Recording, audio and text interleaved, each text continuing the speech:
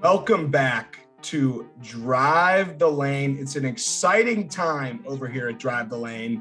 We are talking all basketball on this episode. We're assuming Ohio State beat Penn State. That's how early we are recording this to talk basketball. But we jump into a college basketball preview. We give you a lot of info about our live show, which is happening at the Butcher's Tap in Chicago this Friday, where we'll be doing a lot of content and a lot of talk on the Ohio State Northwestern game. So that's where you'll get your football talk. But before we get to all that, we got to hit you with the presenting sponsor spiel.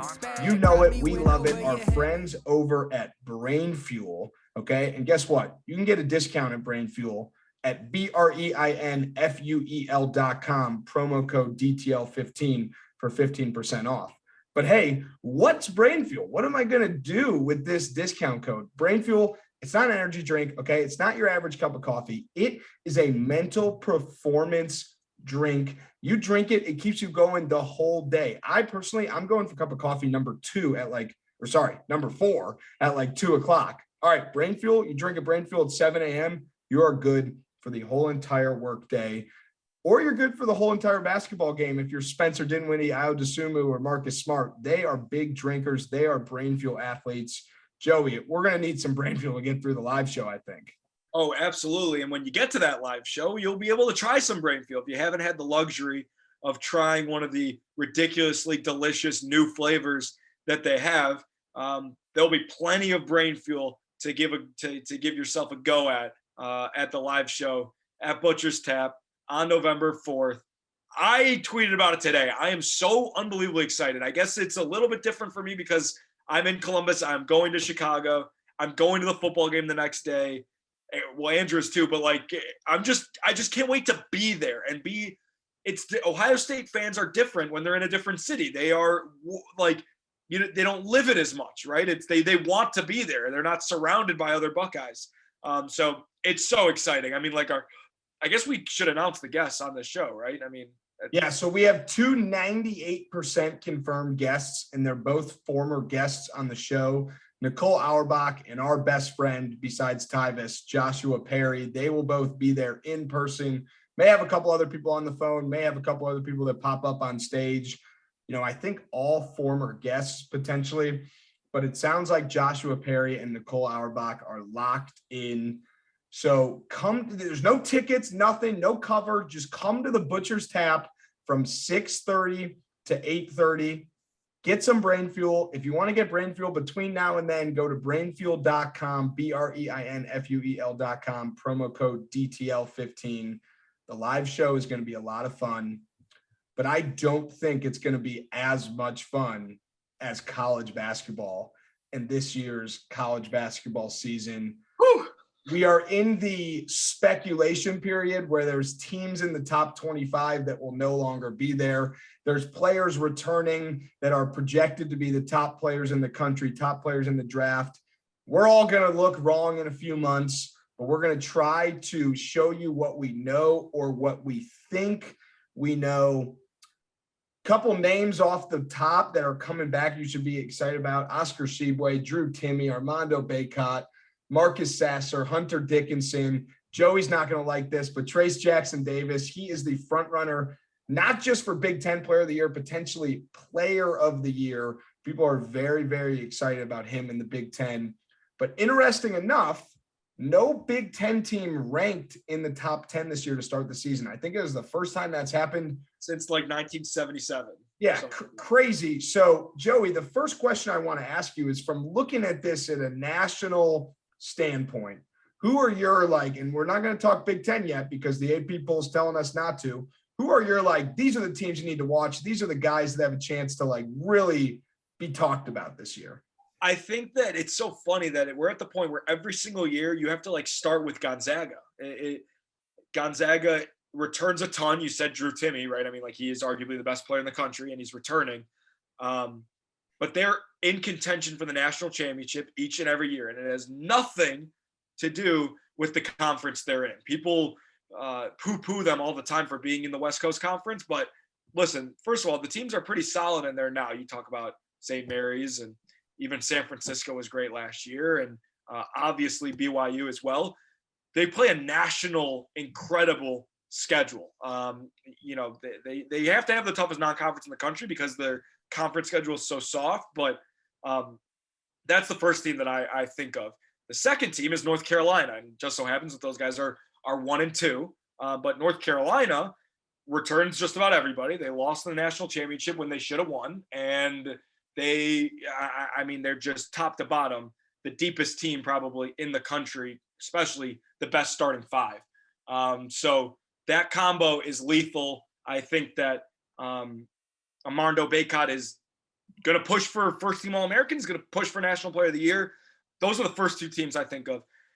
You got to mention Houston as well. I mean, yeah, Houston, it's different, right? Because they are a little bit more under the radar, but they play a style of basketball that is tough, hard-nosed defense with a great coach, and they return the best guard in the country, Sasser, that Andrew already talked about. If you go down the list a little bit more, some of the other teams that excite me, Creighton, probably the best point guard in the country, Nemhard, Arkansas, they just keep bringing in new transfers. Alabama maybe has the best freshman in the country, Brandon Miller, that everybody's talking about. And then one team that I think is just so incredibly under the radar that nobody is talking about, Missouri. And we won't talk about Illinois because we'll save that for the big time. But they are as talented as just about any team in the country, I think. So that's a few teams, some players sprinkled in there that catch my interest. So the new thing that everyone's doing this year is like the newcomer, best newcomer, like best guy in a new spot, because there's so many transfers. So yes, there's so many freshmen coming in, but there's also so many transfers, probably the most ever this year. I'm sure every year will be more than the previous year. My question to you, do you think the most impactful new person in a new place will be a freshman or a transfer? Because you of all people, Joey, you know how just absolutely impactful a transfer can be, but then you see a Malachi Branham that all of a sudden, you weren't expecting what he did last year at Ohio State. So, that question I pose to you. Wow. Gun to my head, I'm going to say a transfer just because there are so many transfers and freshmen are so hit or miss. I don't know if there's a freshman that's added to a team that makes them a national championship contender, but I definitely think that there are transfers that do, right? I mean, I was just thinking about guys that Ohio State missed on, like Nigel Pack, who went to Miami, Kendrick Davis, who was SMU, is now at Memphis. He's like the best point guard maybe in the country. I've said that a few times already. Like the kid that went from Iowa State to transfer to Texas, Tyrese Hunter. That dude is a stud. I know that Missouri got an incredible transfer too, right? From Missouri State. The guy that went from Texas Tech to Kansas, McCullough. The guy that went from Morehead State to Auburn. His name's escaping me. Johnny Broom. There's just so many. And what's really funny is that Ohio State has a ton of incredible transfers too, which we'll get to obviously. But the answer is a transfer, Will. Whether it's one of those guys or a guy that I didn't mention, I think that the experience, the seniority, been there, done that, is more valuable to create a team that's going to win their conference or make a Final Four or win the national championship versus like a team that,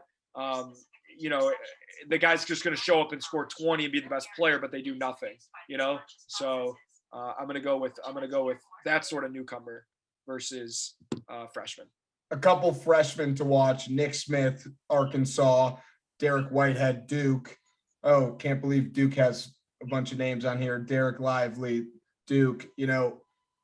Every year it's a combination of freshmen that really make a big difference. I think I agree with you. Like if you get the number one recruit and nothing else, what do you have around that guy already?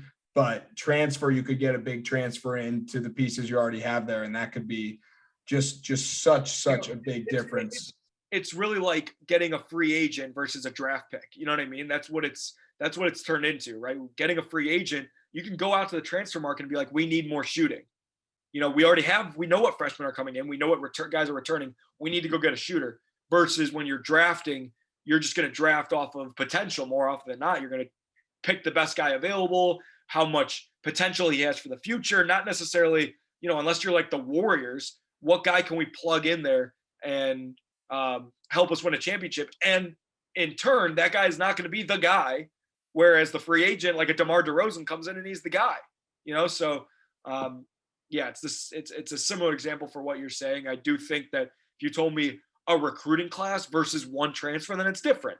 Like Duke's recruiting class is more valuable than Nigel Pack at Miami. It's in which Nigel Pack is funny because he got paid like $100,000 to go there, which is awesome. I love that. Something Ohio State at the time couldn't compete with, but they had the guy who wanted to transfer because he wasn't getting paid enough at Miami too, which is a whole different deal. But yes, that's a long-winded answer for your question. So as we move over to the Big Ten, and feel free to stop me if you have anything else national that you want to touch on, but as we move over to the Big Ten, a lot of interesting things going on in the Big Ten. The top players, are changing. There's a couple guys last year who weren't, quote unquote, top players enough to leave for the draft that are back. The Edys, the Dickinsons, the Trace Jackson Davises, a lot of transfers coming in. Not really a surefire, this is the team that's going to win the Big Ten, which it's now become Indiana's going to win the Big Ten. Which, when do you think the last time the team who was in the play-in game the previous year was just slated in as the best team in the Big Ten? No doubt. So to you, just what are some of your initial Big Ten thoughts? I think, first of all, it's wide open. There are a lot of teams there are a lot of unknowns, whether it's Ohio State, whether it's Maryland, whether it's Rutgers. There are teams that are solid teams that have unknowns that could make them irrelevant or incredibly relevant. I think that and Illinois is like the number one. Like, they are all new guys, role players, now stars, transfers, as well as Ohio State. But that's first and foremost. I think it's just wide open. And then I think beyond that, it's funny that the Big Ten has been turning into the Big Ten of old was like guards run the Big Ten. You know what I mean? Like Trey Burke and Aaron Kraft and Yogi Ferrell and what's his name? The guy from Maryland, whatever, I forget, Melo Trimble. Like guards run the Big Ten, you know what I mean? And now it's turning more into, and there were always great big men, but now it's like the big men are unbelievable in the Big Ten. Each big man, each starting center, each power forward has an opportunity to be a first team, second team guy in the Big Ten and compete for like an All-American slot, because the best big in the Big Ten is one of the, if not the best big in the country now. And obviously you mentioned the guys, but that's Trace Jackson Davis, that's Zach Edey, that's Hunter Dickinson, even like throwing a Zed Key in there. Like, there are really, really good returning big guys. And even from teams that you wouldn't even think about, like Omer Rui on Rutgers is great. Michigan State always has great big men. So and I'm probably forgetting guys as well. Fabrazza, or whatever his name is, on Iowa was a really, really good player for them last year. So that's what sticks out to me in the Big Ten is, number one, it's wide open. Number two, the bigs just run the conference. And if a big man is not player of the year, I'll be very, very surprised. So a lot of experts, scouts, whatever you want to call them, NBA scouts, college basketball experts, everyone has just decided, Keegan Murray was a top 5 pick. He was unbelievable last year. Now for sure, Chris Murray is going to do the same. He's the breakout player. He's right. the breakout player. Right. Fair to him, unfair to him. I mean, he has to have like literally the greatest season ever to live up to. So let me frame it like this. Yeah. Whose expectations do you think will be harder to live up to? Indiana's expectations as a team, or Chris Murray's expectations as an individual? And let's just take a second to realize how good of a question that was. Yeah, great question, Andrew. I don't think the answer is not even close. Indiana's expectations are way harder to live up to, because Chris Murray is not expected to be the player of the year. He's just expected to be Iowa's best player. And first of all, he came out so strong at the end. I do think that, his game is so similar to his brothers too. Like he will fit seamlessly into becoming the best player, the go-to guy on Iowa. I believe in him. I do think the hype is a lot. I mean, how could it not be? But Indiana's expectations are incredibly high for a team that has done nothing since my freshman year in college. I mean, they've done nothing. They just made the tournament for the first time that I can remember, and they got murdered in the round of 64. So, yes, they return a ton. Yes, Trace Jackson-Davis is incredible. Yes, they have an awesome recruiting class. But you got to prove something to me first. Me personally, you got to prove something to me. Should they be the favorite of the Big Ten? Sure, that's fine. Gun to my head, I don't think they're going to win it. That's just how I feel. Their expectations are so high, and could they meet them? Absolutely, they could. But holy cow, it's like, I mean, when is the last time that a team that did nothing had expectations and met or exceeded the expectations? Like, never. That never, ever happens. Yeah, I mean, I think there's a situation where they don't win the Big Ten and still meet expectations, because we know the Big Ten is so hard to win, and you don't need to win the Big Ten regular season to get into the tournament. You don't need to win the Big Ten regular season to be player of the year. You know, it's almost like Trace Jackson, like them coming in third in the Big Ten, but Trace Jackson-Davis being the runaway Big Ten player of the year, let's say, like that would probably be meeting expectations. So there's a lot of different things that could happen maybe that means he's shooting shots outside of the lane. Right. But he's tough to guard when he hashtag drives the lane. We're not gonna hit every single Big Ten team, because we are still an Ohio State podcast, but I know there were a few you wanted to talk about. We just talked about Indiana. We'll definitely talk about Michigan, but you definitely wanted to touch on Illinois. Illinois has become kind of like the staple of Big Ten basketball for the last few years. You get your other teams mixed in. Michigan, no matter how they are in the regular season, good or bad, they make a run. But Illinois has become like, this is the Midwest school to go to, and no longer if you like live in Illinois are you brushing off Illinois, which felt like it happened for a few years. So Joey, Illinois, take it away. Well, first of all, they're a football school now.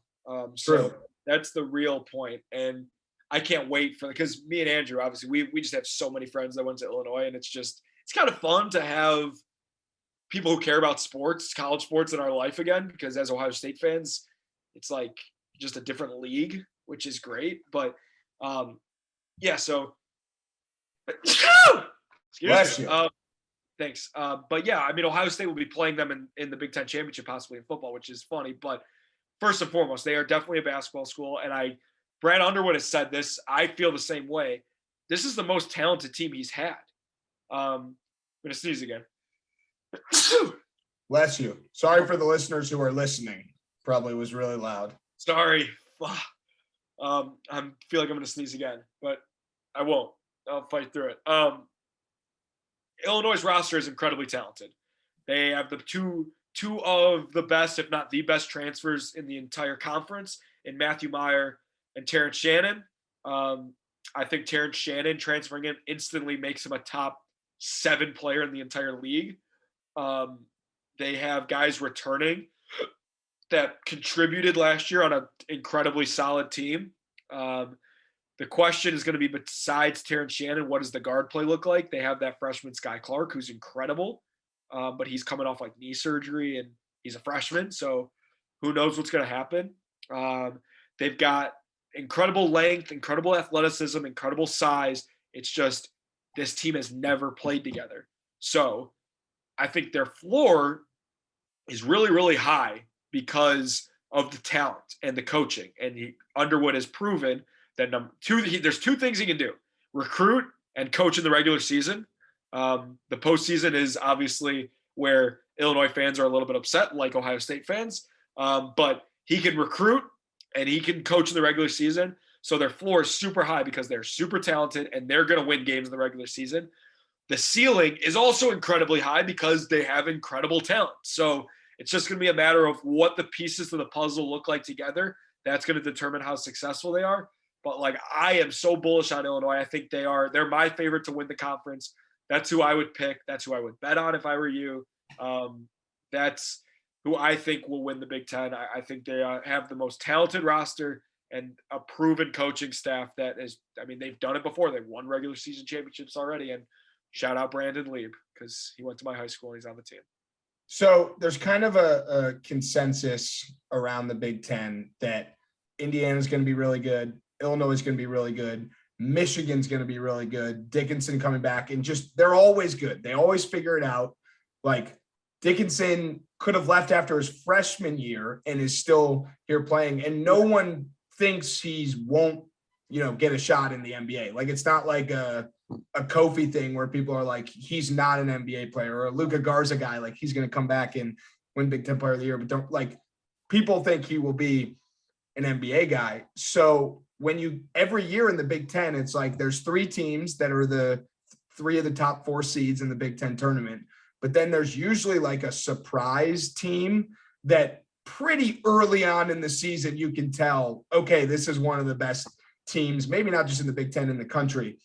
Last year, it was Wisconsin. The year before that, it was Ohio State. Remember, they got all the way up to, number 4 in the country. So in your eyes, it's kind of a 2-part question. The first one is, who do you think has potential to be that, 4th or 5th really, really good Big Ten team?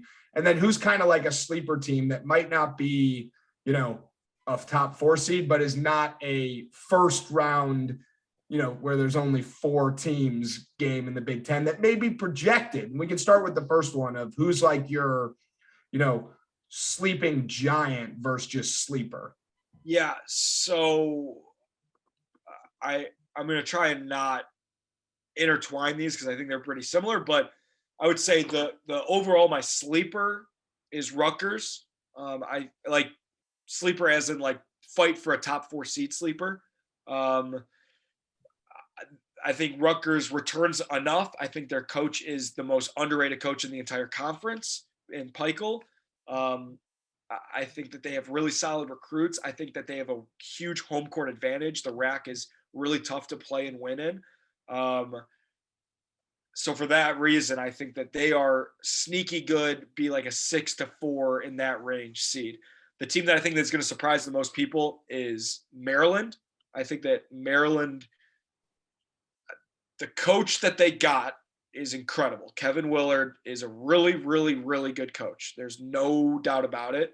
When you combine that with them having a team last year that underperformed, but because of that, had the ability to play a lot of their young guys, like the guys that were going to be back, and have a ton of success doing that. I think there are shades of Ohio State's team my junior year when Holtman got there. New coach from the Big East with an overhauled roster, but with really, really good players. A guy like Dantes Scott coming back, who everybody knows is a great stretch for in the Big Ten. You combine that with the young guys like Hakeem Hart and Julian Reese, who were major contributors on the team last year.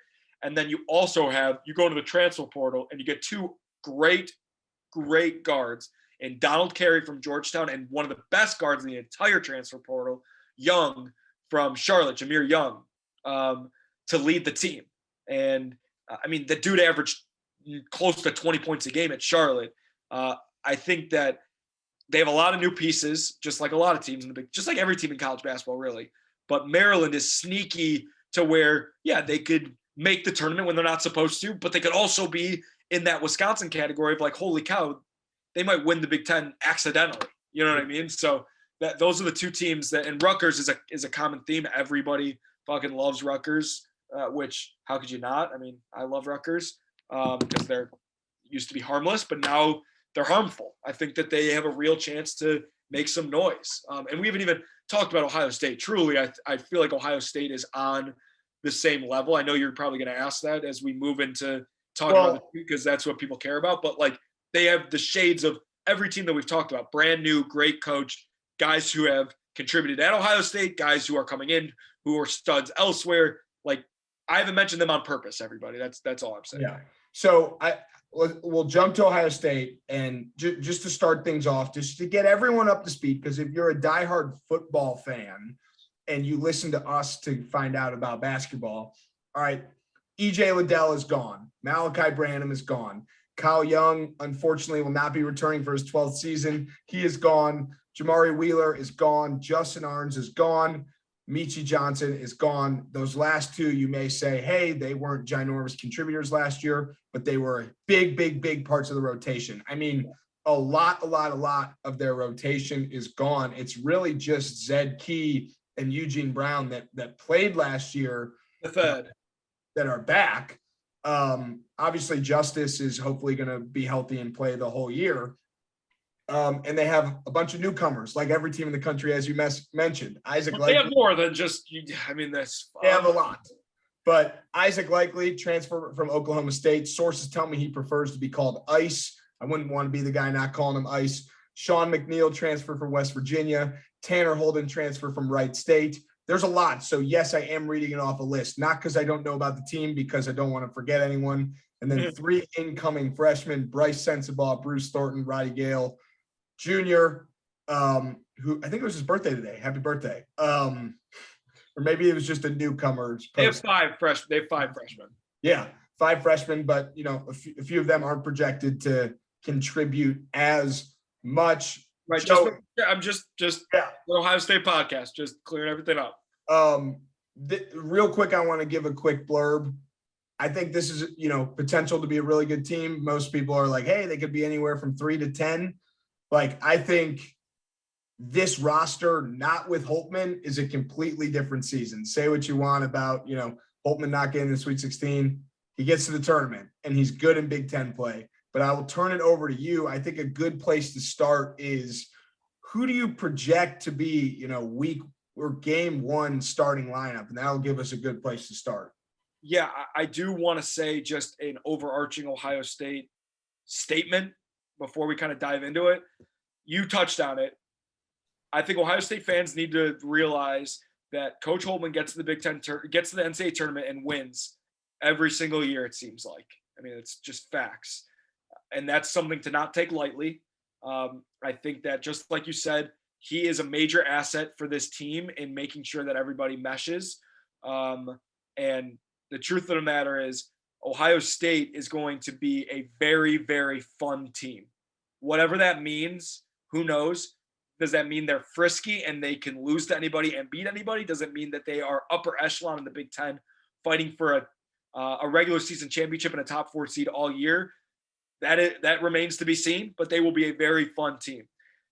As we all know, Coach Holtman is going to go with the older guys to start. I would imagine the opening night starting lineup is Mr. Ice himself, Isaac Likely at the 1, Justice Suing, Eugene Brown, Zed Key, and I mean, it could be Tanner Holden. It could be there's a lot of different. I would think that they'd probably start like Sean McNeil at the 2 maybe in there. But the first lineup is not going to be the last lineup in March, which it never is. But I would think it would be Isaac Likely, Ice, don't call him Isaac, Justice Suing, Zed Key, Eugene Brown. Those 4 are locked in there. Is Tanner Holden going to start? Is Sean McNeil going to start? Is one of the freshmen going to start? That 5th spot is kind of up for grabs. If you gun to my head right now, I've said gun to my head a few times, I think they're going to put like Sean McNeil, a guy who's been there, experienced guy who can shoot the lights out. I think he fits in better with those 4 guys, and they roll from there. I think that the best player for Ohio State this year isn't one of the guys that I named also. I mean, I think that Tanner Holden's going to be incredible. Justice Suing, Zed Key, they're going to be awesome. But I think Bryce Sensabaugh, freshman, is going to be Ohio State's best player this year. I think he's going to be the most fun, the most exciting. But not start? Not at first, just because that's just how it works. Yeah. I truly think has so much Malachi Branham in him that he's going to contribute and play, and you're going to see flashes of it, and then all of a sudden it's going to click, and you're going to be like, holy cow, this guy's a first-team, all-freshman, Big Ten guy. I mean, the dude won the 3-point contest for us, and I was a judge in the dunk contest. He should have won the dunk contest too. So he's just a stud. When I interviewed Holtman on the radio months ago, I asked him who's going to be my favorite player. He said Bryce Sensabaugh.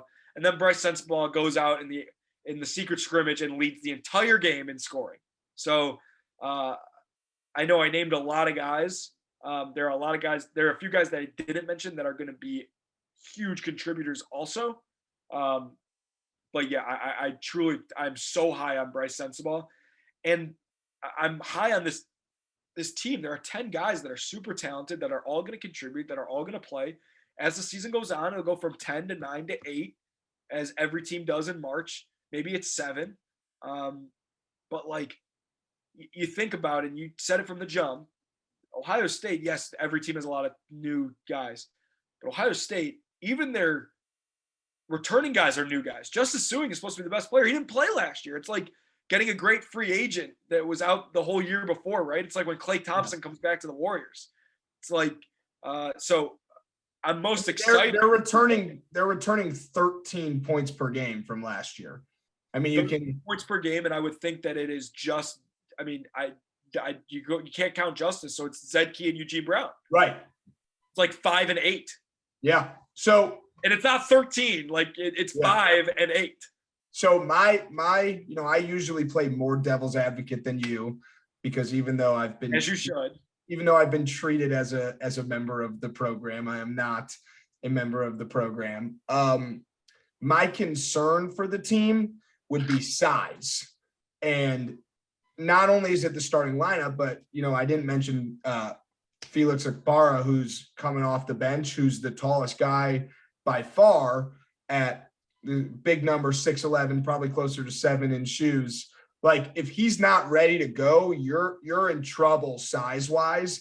And then if he's not ready to go and Zed Key's in foul trouble, which is going to happen in the Big Ten, you're in trouble size wise. This is not the year in the Big Ten to be undersized, and you don't have EJ Liddell at the 4, who makes up for his lack of size and the team's lack of size with his athleticism. Now, you could say the other teams won't be able to, keep up with them speed-wise, quickness-wise. You could say Eugene Brown can guard bigger than he is, but I'm talking more of like a scoring and rebounding from your 4 and 5 position. Yeah, I think that those are all totally true and fair points. The rest of Buckeye Nation consistently on Twitter is like, where is our 7'5" guys? Like, we want true centers. Truth of the matter is, Holtman doesn't. That's just not how he rolls. Felix is a big body, and from everything that I'm hearing, he's going to contribute, and he's ready to play enough to contribute. I mean, Buckeyes on the Blacktop is not enough to get a real sample of how he'll be, but like, he's out there playing free, dunking, blocking. Like, it didn't look like Ibrahima Diallo. You know what I mean? So Zed Key, if he's going to be Zed Key, he's got to play 30 minutes a game. I think Felix Akbara can give us 10 minutes. What I think is most unique about this Ohio State team is they can have lineups where they can switch 1 through 5, which a lot of teams in the Big Ten cannot do. You think about Eugene Brown, can guard every position. You think about Justice Suing, can guard just about every position. Ice is the best defensive player maybe in the entire conference. So those 3 guys switching everything causes a ton of issues. Zed Key is not bad on defense as well. Like, he is phenomenal against big men, and he can switch onto guards. And then you throw in Tanner Holden in there. Oh, he's 6'7", long and athletic also. So we have a bunch of guys. Bryce Sensabaugh and Roddy Gale, I include those guys in there. As they get older and more mature, we'll be able to do stuff like that as well, just based on their size and athleticism also. But I think what is unique about this team is the defensive scheme is going to be different than what the other teams face in the Big Ten, whether Zed Key's in there or not, which is great. It could hurt us. Yeah. It could be awesome. But I hear what you're saying. It totally could be a problem. It will be a problem at some points, 100%.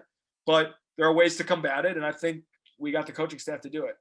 Yeah, definitely more worried about the rebounding side of things than the defending side of things. Sure. When you lose EJ Liddell, because yes, Justice could switch out, and we won't spend too much more time on this. Yes, Justin switches. Yes, everyone switches, but it's like, all right, now you have your second biggest guy out on the perimeter who's grabbing the rebounds. But it remains to be seen. We will see what happens. Who knows if, Bryce Sensabaugh is going to be pulling down 5 rebounds a game. That changes everything.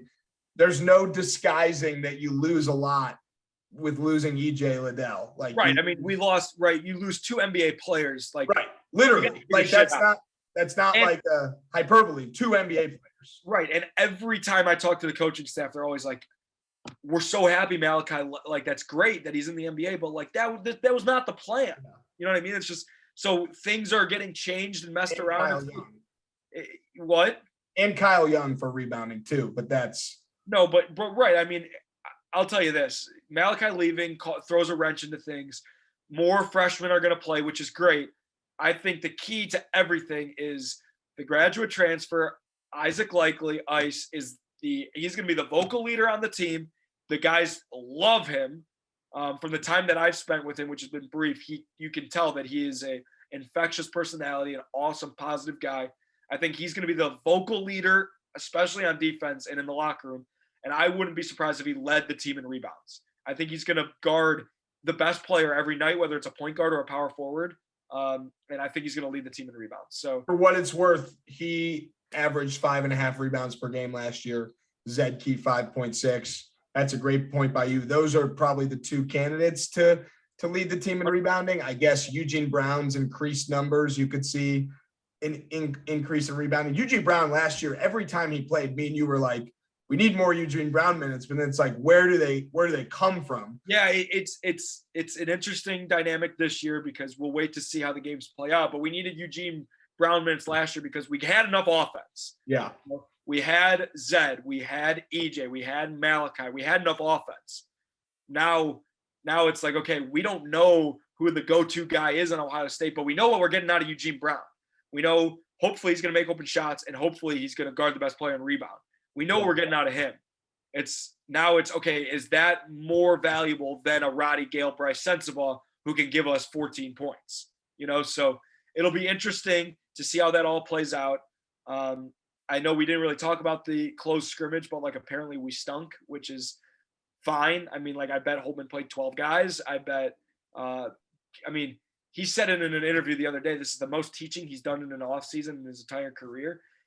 I am very bullish on this Ohio State team because they're very talented and we have a great coaching staff. And from what I've heard, there are no off the court issues. Everybody loves each other. They all get along great. And that translates into success. So what I'll say is I'm very bullish on Ohio State. I think they're going to be, I truly, truly feel like they are underrated and they'll exceed expectations. They'll be a 6 seed, a 5 seed in the Big Ten. They'll be a 5-6 seed in the NCAA tournament. What on the flip side is be patient. I don't think game 1 it's going to look very pretty. Game 2 it's not going to look very pretty. They're figuring out a lot of stuff, guys. Sean McNeil was a gunslinger who every time he touched the ball shot it. Is that going to be his role on Ohio State? Isaac Likely was the man at Oklahoma State alongside Cade Cunningham, vocal leader. Is he going to be doing that from day one? I think he will, but it's, Zed Key is going to be asked to score more and play harder and play more minutes. What's that going to look like? Justice Suing didn't play all last year. He's going to be rusty. And then, of course, there's the freshmen. Like freshmen, it takes them a while. Malachi Branham is the perfect example to get comfortable. So all that to say is be patient with Ohio State this year. I'm very bullish on them. I don't know exactly how you feel, Andrew, but my expectations are NCAA tournament, compete for a Sweet 16. It's no different than the other year. Yeah, I was going to say, I think no matter who the team is, that's always the expectations. Maybe you have if Malachi came back this year, then you're probably like expectations are they can be the best team in the Big Ten. He's Big Ten. So like Final Four. Yeah. Just like Indiana's expectations every year is probably, compete in the Big Ten, make it to the Sweet 16. This year, there's much higher expectations.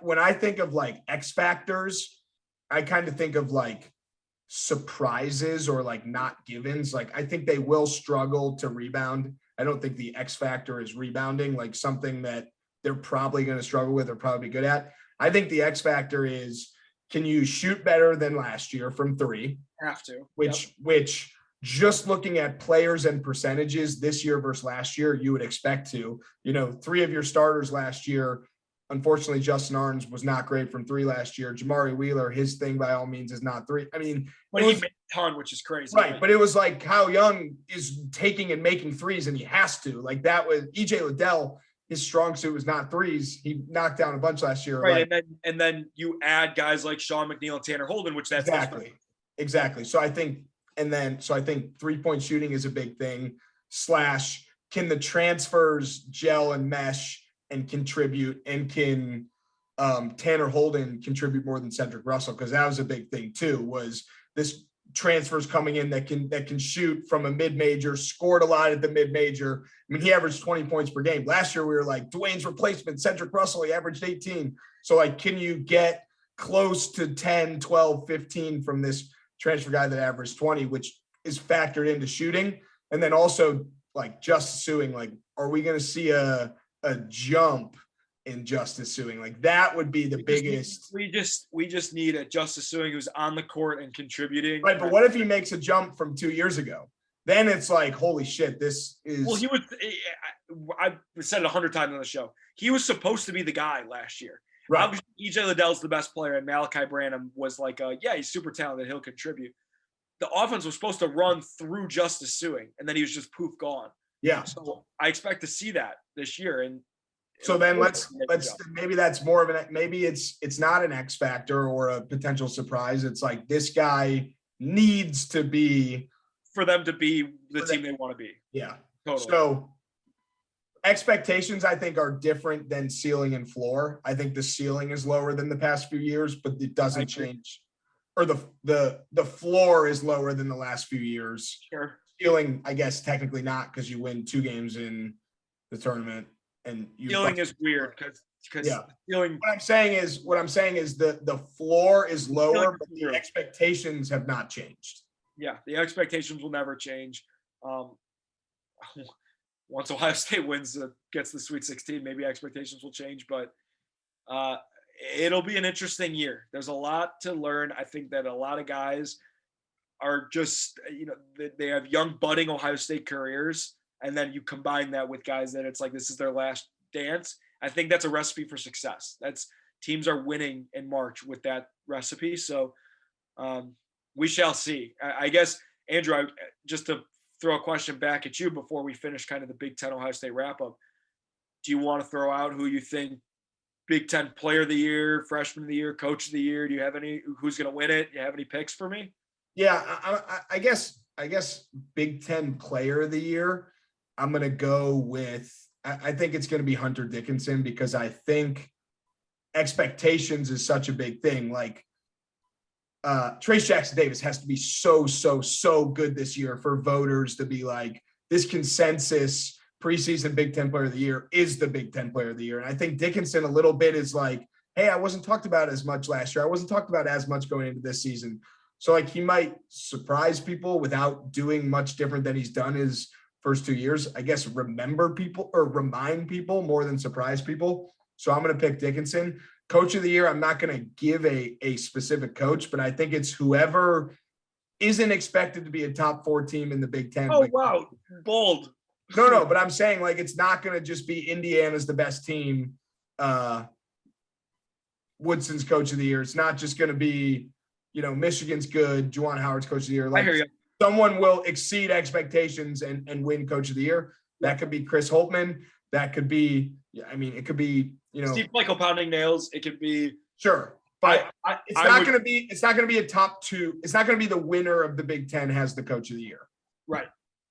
I hear you. I would quickly, to rattle off mine, I feel like Kevin Willard's my Coach of the Year, just because that's fun and different. It's exactly what you're saying.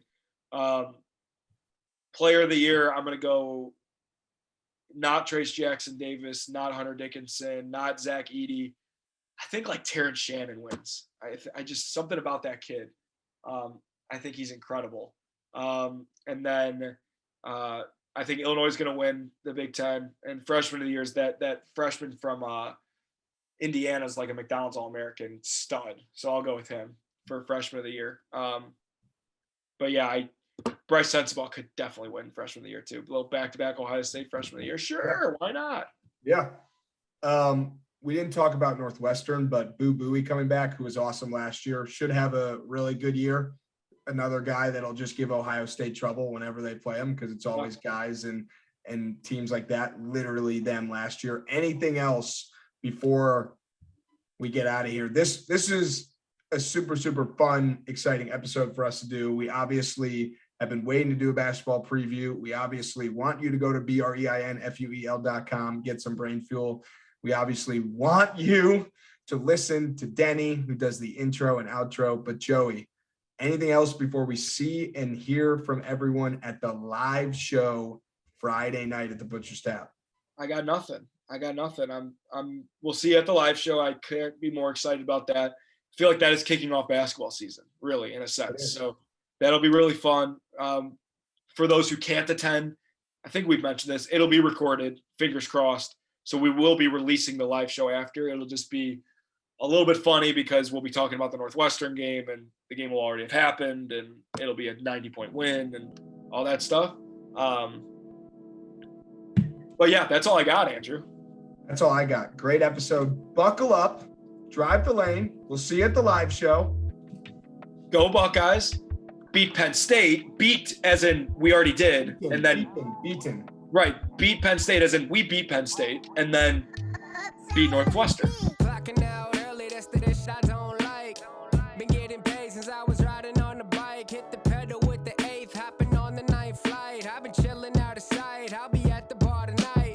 Told the bartender, go and take my card to swipe. You try the same thing, but your card get declined. White rappers nowadays, no one not too hard to find. I'm so dapper with my ways, I'm gonna linger in your mind. Always told me good things will come to those who are patient, but I've been way too patient, writing bars in my basement. I'm anxious in the real world, it's time for me to say this. The basics, the talent in my mind, I can't waste it. My life is too safe, it's my time for risk taking. I'm baking my mind every day, it's the same ish. Lazy, my grind needs to get a new facelift. Coming from the underground and busting through the pavement. Rock with it and lean with it. My team winning, my team winning. Now rock with it and lean with it. My team turn up when I spit it. Now rock with it and lean with it. My team winning, my team winning. Now rock with it and lean with it. My team turn up when I spit it. Don't think that I'm playing because I'm saving the game, and I said that I will be more because oh yeah, that is so raving, racing and pacing around all these lanes in my lane, out my way, unless you're trying to pay me. Not from the playpen, it's coming from the jungle. When you hear the bell, you better be ready to rumble because I'ma grab the gloves and I'm gonna flex my muscles. Go ahead and spit some bars, but you're probably just gonna mumble. A lot of rappers these days really need to get them humble because they think they at the top, they better stop before they stumble. Cause I'm swiping all their biddies while they swiping right on Bumble. And your girlie calls me daddy, but she only